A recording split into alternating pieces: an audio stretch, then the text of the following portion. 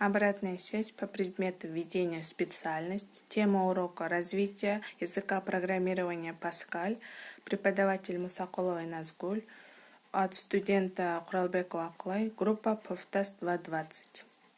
Язык Паскаль – один из наиболее известных языков программирования, используется для обучения программированию в старших классах и на первых курсах вузов, является основной для ряда других языков.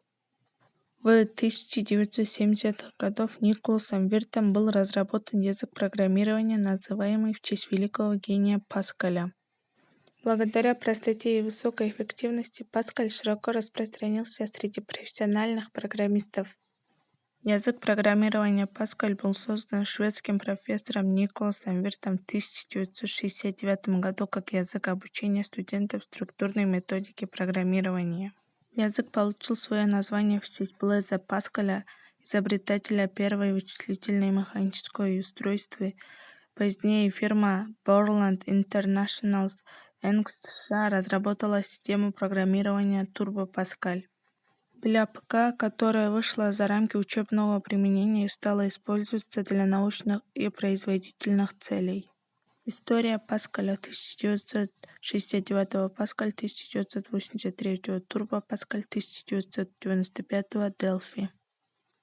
Delphi является компилятором языка Паскаль, также был первым инструментарием разработки Windows-приложения. Второй этап развития Delphi поднялся на новый уровень 32-битной операционной системы Windows 95 и Windows NT. Третья версия Delphi – продукт расширенного набора инструментов для создания приложений. Четвертая стадия развития Delphi является очередным шагом в эволюции компиляторов Паскаля с тех времен, когда более 16 лет назад Хелберс Андерсон создал первый компилятор Turbo Pascal.